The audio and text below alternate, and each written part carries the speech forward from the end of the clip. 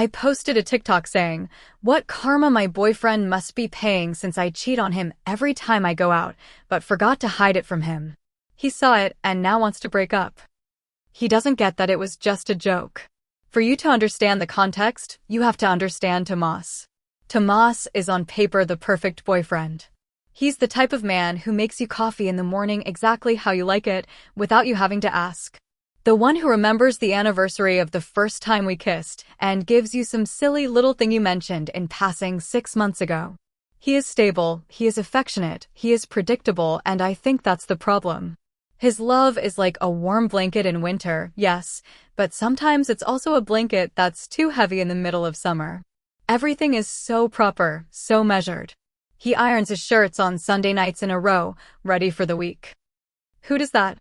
Sometimes I look at him and think I'm dating an instruction manual on how to be a good man, not a real man. Lately I had become obsessed with those dark humor TikToks about relationships. You know, the ones that say terrible things, but deep down are just an exaggeration, a way to laugh at the drama. Videos of girls saying, "My boyfriend thinks I'm going to the gym, but I'm actually with my other boyfriend, the gym one." It's obviously a lie. It's a joke. It's a community of people who understand that not everything has to be literal, that you can love your partner and at the same time make a sour joke about them. It seemed liberating to me, a small rebellion against that perfect and pristine image of relationship goals they sell you everywhere. It was our little secret, the secret of people with a sense of humor that doesn't fit in a box of chocolates. So I came up with the idea. I thought it was brilliant, really. I was in the living room. Tomas was working late and the light was perfect. I put on one of his sweaters that's huge on me and makes me look cute, and I recorded the video. I put on the trending audio, the one that sounds like a documentary, and wrote the text, "What karma my boyfriend must be paying, that I cheat on him every time I go out." I made a fake pained face looking at the camera with puppy dog eyes. I laughed to myself while I was editing it. It was the perfect combination of adorable and terrible. It was content, you know? It wasn't a documentary about my life. It was a 15-second piece of entertainment designed to make someone exhale sharply through their nose while scrolling on the toilet. While I was preparing to upload it, my internal monologue was basically a preemptive self-defense. There's nothing wrong with this. It's funny. Tomas and I have such a solid relationship that something so silly couldn't even make a dent in it. In fact, if I showed it to him, he would probably laugh. Or, well, maybe he'd make his Leo face. I don't understand these things, but he'd get over it in 5 minutes. Our trust was bulletproof. No, we had been together for 3 years. 3 years of family dinners, planned vacations, and Sundays of couch and a movie. A joke on a social network that he barely uses wasn't going to be the end of the world. It was more likely the sun would explode. I was about to hit publish, and I remembered the feature to hide from specific users. I always did it. I had a list, sensitive people, where my mother, my aunt, and, of course, Tomas were, not because I thought he would get truly offended, but to save myself the conversation, to not have to explain the joke to him. But right at that second, my phone vibrated. It was a message from Clara, my best friend, with a picture of a ridiculously ugly dog she had seen on the street. I answered her right away, haha, it looks like a run-over mop. And in that microsecond of distraction, with the adrenaline of the moment, my thumb slipped and I hit publish, with no filters, no lists, straight to the world. At first, I didn't realize. The video started getting likes almost instantly. A couple of comments appeared. Ha ha ha mood, literally me. And I felt that little dopamine rush, that validation from strangers that's so stupid, but so addictive. I felt witty, part of the conversation. For a glorious 20 minutes, I completely forgot about my little oversight. I was too busy refreshing the page, watching the numbers go up. In my mind, I was a successful content creator, not a careless girlfriend who had just thrown a digital hand grenade into the middle of my peaceful and predictable life. Tomas came home an hour later. I had already forgotten about it. I was making something for dinner while watching TV. I noticed he was weird from the moment he walked in the door. Normally, he gives me a kiss, asks me how my day was, leaves the keys in the bowl by the entrance with that familiar metallic clink. But not that night. He came in silently, left the keys with exaggerated care, as if he didn't want to make a sound, and walked past me towards the bedroom. "Hi," I said, a little surprised. He answered with a mumble that didn't even sound like a word. Okay, I thought. Tough day at work. I didn't give it any more thought. We were eating dinner in a silence that could be cut with a knife. I was trying to talk about my day, about the picture of the dog that Clara sent me, about any nonsense to fill the void, but he only answered with monosyllables. Yeah, no? Oh. I felt his gaze fixed on his plate, but I knew he wasn't seeing the food. He was in another world, a dark one apparently. And I started to get irritated. I mean, I'm sorry if you had a bad day, but you don't have to infect me with your misery. Finally, fed up with my chatter, he placed his silverware on the sides of the plate with almost surgical precision. He took a deep breath and took out his phone. He said nothing, just slid it across the table until it was in front of me. On the screen, my face, with its stupid sweater and its fake pained eyes. The text floating above my head. He had seen it. My first thought was not guilt, it was annoyance. Seriously, you're going to get like this over this? He didn't even let me answer. He started to speak with a voice so low and so broken that it almost made me angrier than if he had yelled at me. What is this, Leo? Explain it to me. And he said it as if he were really asking for an explanation, as if he couldn't process that I had done something like that. My defense mechanism activated instantly. I started to laugh. A slightly forced laugh, I admit, but it was my only weapon. Tomas, please, it's a joke. It's a TikTok trend. Can't you see it's nonsense? I tried to downplay it, to make him look like an idiot for taking it seriously. I tried to take his hand, but he pulled it away. It doesn't seem like a joke to me, he said without raising his voice. You're telling hundreds of people we know, that you're unfaithful to me every time you go out. Where's the joke in that? His calmness was driving me crazy. Yell. Get angry. Do something that allows me to get angry too. But he didn't. He just stood there looking at me with that beaten dog expression, and that made me escalate. If logic didn't work, I would attack his character. It's that you have no sense of humor. That's the problem. You take everything so seriously. It's a social network, it's not real life. When are you going to understand that? The words came out of my mouth like poison darts. You always have to be the good one, the proper one. Can you stand me being a little freer, more fun? I was twisting the situation at a dizzying speed. It wasn't about a stupid video anymore. It was about his inability to accept me as I am, about his controlling and boring nature.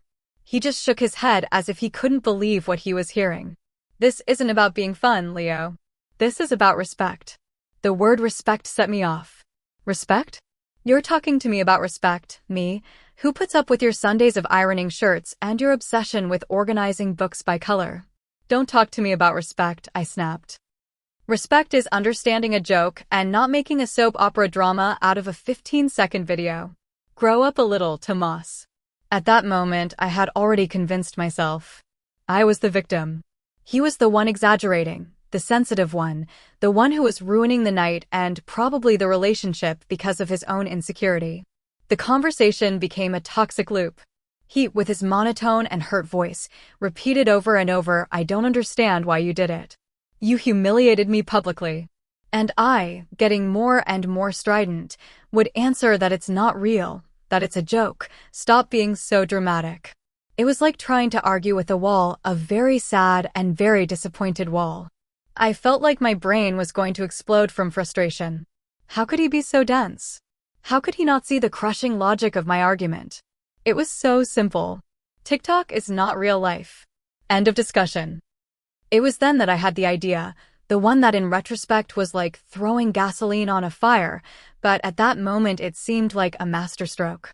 I needed a referee, someone from the outside who would tell him he was being ridiculous, someone who was on my side and whom he respected. And that person could only be Clara. Clara was my best friend, but she had also been friends with Tomas since college. She was our common link, the Switzerland of our relationship. And most importantly, she did have a sense of humor. She would get the joke. Without a second thought, I grabbed my phone. Tomas looked at me confused while I searched for Clara's contact. "What are you doing?" he asked. I didn't answer him. I found her name, pressed the call button, and the very instant it started ringing, I activated the speakerphone and left the phone in the center of the table. It was an act of war, and I knew it. I was ambushing him, using our best friend as a weapon. A very small part of my brain screamed at me that it was a terrible idea, but the bigger part, the one drowning in anger and self-justification, silenced it immediately. "Hello," Clara's voice sounded through the speaker, cheerful and carefree. Before she could say anything else, I jumped in with a falsely desperate tone. "Clara, thank God. I need you to talk some sense into your friend. Please explain to Tomas, the king of drama, that TikTok videos are jokes and that he can't end a 3-year relationship over something so silly." I said it all at once, without breathing, making sure to frame Tomas as the crazy one and me as the poor misunderstood girlfriend. I could see how Tomas's face fell. The initial confusion gave way to pure, raw betrayal.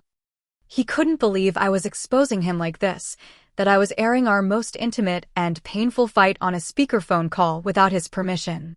He gave me a look that should have frozen my blood, but I was too deep in my role, too convinced of my impending victory. I was sure that in a few seconds I would hear Clara's laugh and her line, "Oh, Tomas, you're so dramatic sometimes," and it would all be over. The silence that followed on the other end of the line was the longest of my life. It didn't last more than 3 seconds, but in my head it was an eternity. I could hear Clara's breathing, the hum of the fridge, the beat of my own heart in my ears. I kept my gaze fixed on Tomas with a smug smile plastered on my face, waiting for the finishing blow that my best friend would deliver. I was about to win. I was going to prove to him with an impartial witness that his pain was not valid, that his feelings were an exaggeration, and that I, as always, was right. The silence broke, but not with the laugh I expected. Clara's voice came through the speaker, tense and strange. "Leo, are you on speakerphone?" The tone was not that of an accomplice, it was that of someone who has just stepped on a landmine. My smile froze on my lips. "Yes, of course," I replied, trying to make my voice sound casual. "It's so Tomas can hear you and realize he's making a scene over nothing." The pause that followed was even worse than the first. I could imagine Clara on the other side, pinching the bridge of her nose, thinking what the hell to say, and then she said it. The words that made my whole world collapse. Look, Leo, I love you very much. You're my best friend." She began, and that was hanging in the air was the size of a planet. But the truth is I just saw the video because it came up on my For You page and it's pretty harsh. I mean, I can totally understand why Tomas is upset. It doesn't look like a joke, it looks cruel. Every word was a hammer blow. Cruel. Clara had called me cruel. To me, in front of him. I was breathless. I looked at the phone as if it had spit venom at me. The betrayal was so intense, so unexpected, that for a moment I forgot Tomas was there. Clara, my Clara, the one who had laughed at jokes 1,000 times worse, the one who had supported me in all my crazy schemes. Now, suddenly she had become the president of the fan club for morality and good manners. I felt a wave of such pure rage that it made me dizzy. It wasn't just against Tomas, now it was against the whole world, which had suddenly decided that I was the bad guy in the movie. And then I looked at Tomas and I saw the change. Throughout the entire fight, he had looked like a ship adrift in a sea of pain, but Clara's words were a lighthouse. They gave him solid ground. They confirmed that he wasn't crazy, that his feelings were valid, that his wound was real. I saw his back straighten. I saw the sadness in his eyes solidify into a steely resolve. He no longer looked lost, he looked determined, and I knew in the pit of my stomach that I had lost. "Thanks, Clara," Tomas said to the phone with a surprisingly firm voice. Then he looked at me. "I need space," he said. And it wasn't the "I need space" you say in a fight that means "I'm going to take a walk around the block." It was the "I need space" that means "I need to get my life out of yours." He got up from the table, went to our room, and came back out with his gym bag. He started putting things inside methodically, without looking at me. The phone charger, the work laptop, a couple of t-shirts from the top drawer. Panic seized me, but it disguised itself as anger as always. "You're leaving? You're really going to leave over this stupid thing?" I shouted, following him down the hall. "After everything I've defended you from all the people who say you're too good for me, maybe they were right. You're a weakling, a hypersensitive child who can't take a joke." The words came out in a torrent, each one uglier than the last. I wasn't trying to make him stay. I was trying to hurt him so much on his way out that he would regret it. I wanted the door to close and for him to feel as small and pathetic as I felt in that moment. The door closed with a soft click, not the slam I expected, and the silence it left behind was deafening. I stood in the middle of the living room with the echo of my own screams still floating in the air. The apartment, our apartment, suddenly seemed like a strange house, full of empty spaces that he used to occupy. The spot on the couch where he always sat, his slippers by the door, everything screamed his absence. I felt a lump in my throat, a pang of something that might have been guilt, but I crushed it immediately. No, this was not my fault. He had chosen to leave. He had chosen to be offended. My first instinct was my phone, not to call anyone, but to go back to the one place where I was still right. TikTok. I opened the app, went to my profile. The video already had thousands of views. My stomach turned. I dived into the comments as if they were a life raft. I ignored the negative ones, the ones that said, "Walking red flag." "Oh, poor guy, run away from there." Those were haters, bitter people who didn't understand anything. I focused on the good ones, the ones that proved me right. "If he can't take a joke like that, he doesn't deserve you, queen. Haha, men are too sensitive. You're my idol." I read those comments over and over. They were a balm for my wounded pride. See? I'm not crazy. There are people who think like me, people who understand that humor doesn't have to be nice and that relationships don't have to be perfect and boring. These people, these internet strangers, understood me better than my own boyfriend and my own best friend. They were my people. They knew that I wasn't cruel, but daring, that I wasn't a bad person, but someone too real for a world of people who get offended by everything. It was then that the idea of writing on Reddit formed in my mind. The anonymous validation of TikTok wasn't enough. I needed to tell my story, my version of the story. I needed to expose Tomasa's ridiculous reaction and Clara's betrayal to the world and have a jury of my internet peers absolve me. I sat on the couch with the laptop on my lap and started typing. The words flowed out because the narrative was already perfectly constructed in my head. I built the story with the care of an architect. I described Tomas as a good but suffocatingly sensitive man. I painted the TikTok as an innocent joke, a harmless prank. I recounted the fight, omitting my screams and my insults and focusing on his drama and his inability to communicate. I presented the call to Clara as a desperate attempt to save the situation and her response as a completely unexpected stab in the back. I was the tragic protagonist of the story, the fun and modern girlfriend, trapped with a boyfriend stuck in the last century and abandoned by a friend who failed to step up. When I finished writing, I read it all again. It was perfect. It was a masterpiece of self-justification. Any reasonable person who read that would be on my side. I felt a surge of power, of regained control. Tomas might have left. Clara might have turned her back on me, but I had the power to tell the story. And in my story, I was not the villain, I was the misunderstood victim. I hit publish and felt a strange calm. I had thrown my truth out into the universe. Now I just had to wait for the universe to prove me right. Popular Reddit comments on the main story. Anonymous user 1 White Yay, you're the idiot. This isn't dark humor, it's public cruelty. You basically told everyone, including your mutual friends, that you sleep with other people. And when he understandably felt humiliated, you doubled down by dragging your friend into it to corner him. What you did wasn't a joke, it was an act of contempt disguised as a joke. He isn't hypersensitive. You are incredibly immature and selfish. OP's response. Contempt? Please, if I despised my boyfriend, I would just leave him. I wouldn't make a silly video. It's incredible how no one here seems to understand what irony is. The problem is that people like you take the internet too seriously, and the call was so he could see an outside perspective, to get him out of his drama bubble. Obviously, I didn't expect her to be just as sensitive as he is. Anonymous user 2, you have to understand something. The impact of your actions matters more than your intention. You may have been trying to make a joke, but the impact was that you humiliated your partner. Jokes that are only funny to you and that hurt the person you supposedly love are not jokes, they're bullying. And putting your friend on speakerphone was a manipulative and low move. You deserve to be dumped. OP's response: impact over intention is the favorite phrase of people who want to be offended by everything. Intention is the only thing that matters.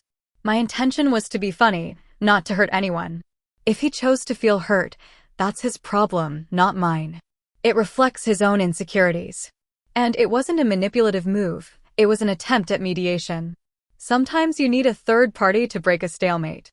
Anonymous user 3. The most revealing part is when you say, I thought it was brilliant. You really thought it was a great idea to humiliate your partner to get a few likes from strangers. Your priority wasn't your relationship, it was your validation on social media. He didn't run away because of the video. He ran away from the person who thought it was acceptable to make that video. You're so caught up in your own narrative that you can't see the real damage you've caused. OP's response: of course I thought it was brilliant because it was an original and fun idea. Since when is creativity a crime? I didn't do it for the likes, I did it because it was funny. The fact that it went viral only proves that I was right, that many people did find it funny. He's the one who can't separate an internet persona from a real person.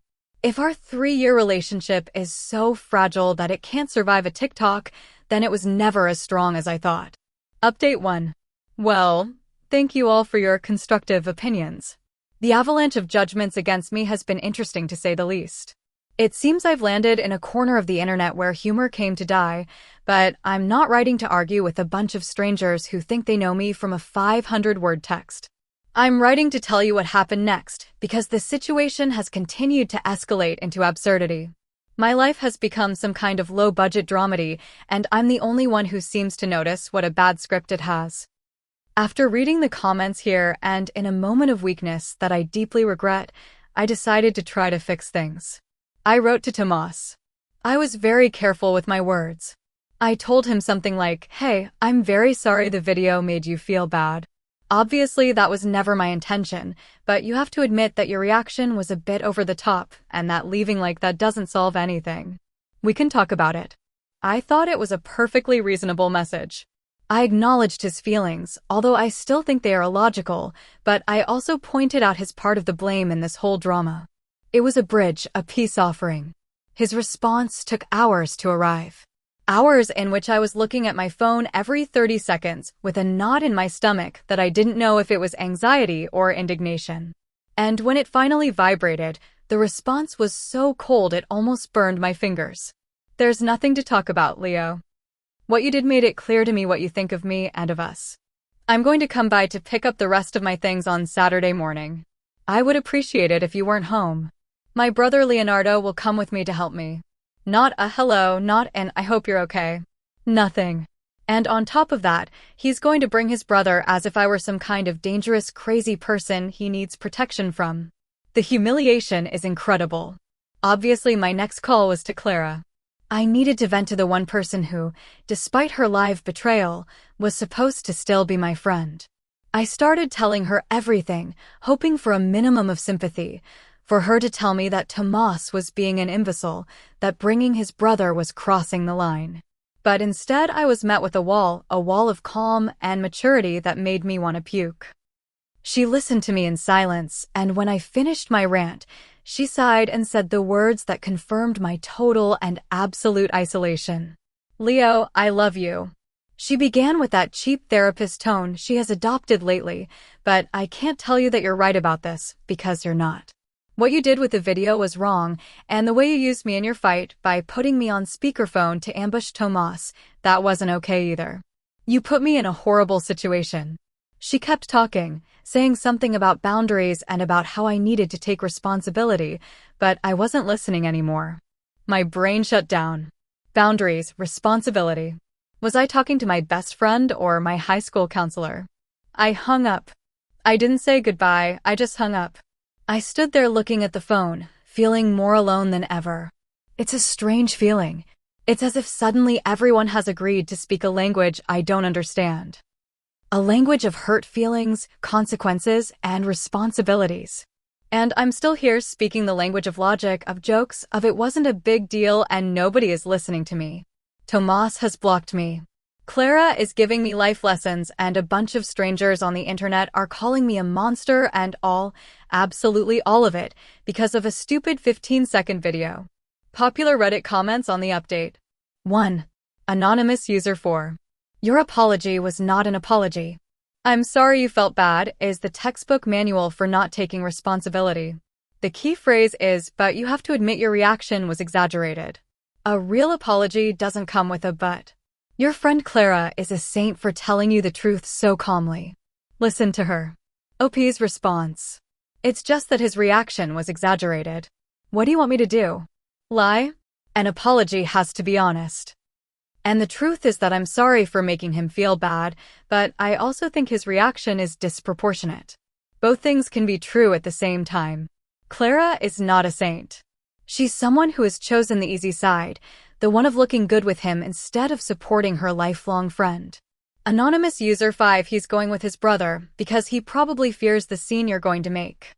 Seeing how you react here, screaming that everyone is dramatic and that you're the victim, I'm not surprised he doesn't want to face you alone. It's not because he thinks you're dangerous, it's because he knows you're emotionally draining and he doesn't want to go through another round of your gaslighting. OP's response exhausting. Gaslighting, you guys use words you don't even understand. I don't gaslight. I tell it like it is. I'm direct. And if that's exhausting for him, then it proves what I've always suspected, that he's too weak to be with a woman with a strong personality. Bringing his brother is an act of cowardice, pure and simple. Anonymous user 6. Every step you take, you sink deeper. Instead of reflecting on why the two people closest to you are telling you the same thing, you convince yourself it's a worldwide conspiracy against you. The only constant in all these problems is you. The video, the fight, the call to Clara, the non-apology, it all comes from you. Wake up already. OP's response. Wow, so deep. The only constant is you. Sounds like a quote from a Mr. Wonderful mug. Maybe the constant is that I'm surrounded by hypersensitive people who can't take a joke. Haven't you thought of that? It's much easier to blame the person who does something different, who steps out of line, than to admit that maybe the rest of the world needs to chill out a bit. Final update. Saturday came and no, I didn't leave. Why would I? It's my house. Well, our house, but I pay half the rent. I'm not going to run away from my own home like a criminal. I decided to stay, not to make a scene as many of you internet sages predicted. I stayed because I had one last card to play. Irrefutable proof that this was all a giant misunderstanding, a snowball of drama that had grown from something silly. I was convinced that if I could show it to him, if I could make him see the context, everything would go back to its place. They arrived on time. Of course, Tomas's punctuality has always been almost sickening. I heard the key in the lock and I prepared myself. He came in first, followed by Leonardo, his older brother, who looked at me with palpable discomfort. Tomas avoided my gaze completely, went straight to the bookshelf in the living room and started taking out his books and putting them in a box. Without a word, the silence was dense, heavy, only broken by the sound of books hitting cardboard. It was my moment. I approached him with my phone in my hand. Tomas, you have to see this, I said with the calmest voice I could force. He continued with his task, ignoring me. Tomas, please, just a minute. This will explain everything.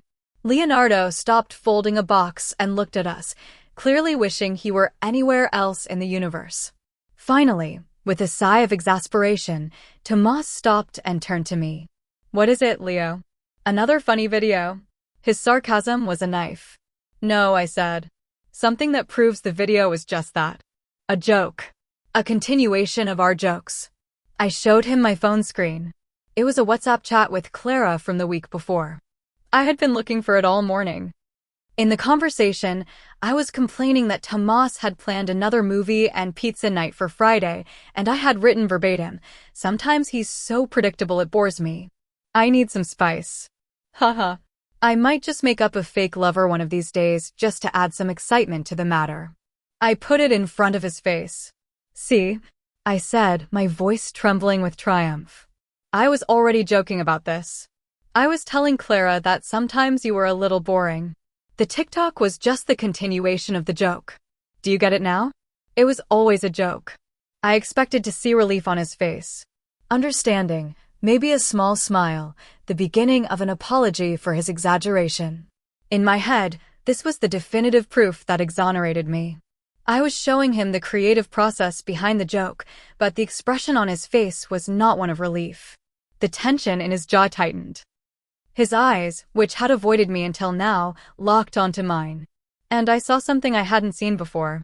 It wasn't pain, it wasn't anger, it was clarity, a terrible and definitive clarity. He put down the book he was holding on the shelf, took a second, and then he spoke, and his voice was so calm it gave me chills. "Thank you, Leo," he said. I blinked, confused. "Thank you." He nodded slowly. "Yes, thank you. Now I understand everything. The video wasn't a joke that went wrong." He paused, and in that pause my heart stopped. It was the truth disguised as a joke. You weren't laughing with me. You were laughing at me, at the fact that I'm boring, that I'm predictable. The TikTok wasn't the problem, it was the symptom that you've been feeling contempt for me for a while. I was speechless. My irrefutable proof had become the smoking gun in my hand. He had taken my logic and inverted it, using it to reveal a truth that even I didn't want to see. Leonardo, uncomfortable, picked up a box and carried it towards the door. Tomas looked at me one last time, and there was nothing in his eyes anymore. Not love, not hate, just an immense emptiness. "Goodbye, Leo," he said and turned around to continue packing. And that was it. They left. I was left alone in the living room with the phone still in my hand, showing that chat that I thought would save me and that had actually condemned me. The narrative I had so carefully constructed had shattered against the rock of a simple and brutal truth. It's not that he didn't understand the joke, it's that he had understood it perfectly, better even than I did. And now I'm here in a half-empty apartment writing this. And for the first time, I don't really know how to tell the story to come out as the good guy. Maybe, after all, I never was. Popular Reddit comments on the final update. Anonymous User 7. Wow, just wow. In your final attempt to prove it was a joke, you showed him proof that the contempt was real and premeditated. You confirmed his worst fear, that you don't respect him. It's one of the most spectacular self-immolations I've ever read in my life. I hope you learn a lesson from this, although I doubt it. OP's response. It wasn't contempt. Affection and boredom can coexist, you know? People are more complicated than that. I loved Tomas, but yes, sometimes he was boring. Is it a crime to say that? My mistake wasn't feeling it, it was thinking he was strong enough to hear it. Anonymous User 8. It was the truth disguised as a joke. That line is devastating. Tomas finally understood that your humor was just a passive-aggressive way of expressing your resentment towards him. You had probably been making little jokes like that for months, if not years. The TikTok was just the one that went public. Good for him for getting out of there. OP's response. Resentment is a very strong word. I didn't resent him. I simply saw his flaws. All couples do. The difference is that I have a darker sense of humor, and I'm not afraid to use it. I guess he needed someone who only saw his good and perfect side. Well, I hope he finds her. Anonymous User 9. This final update is the only part of your story where you seem to have a glimmer of self-awareness. Maybe I never was. Hold on to that feeling. It's the beginning of growth. You made a terrible mistake based on a fundamental lack of respect for your partner. You've lost him, and it's your fault. Accept it, learn from it, and in time, be a better person and partner for the next one. OP's response. Maybe. I don't know. Right now, everything is a mess. I say maybe I wasn't the good guy, but another part of me is still screaming that he was too sensitive, that Clara betrayed me, and that the world is full of people who don't understand anything. I don't know what to think. I just know the apartment is very quiet.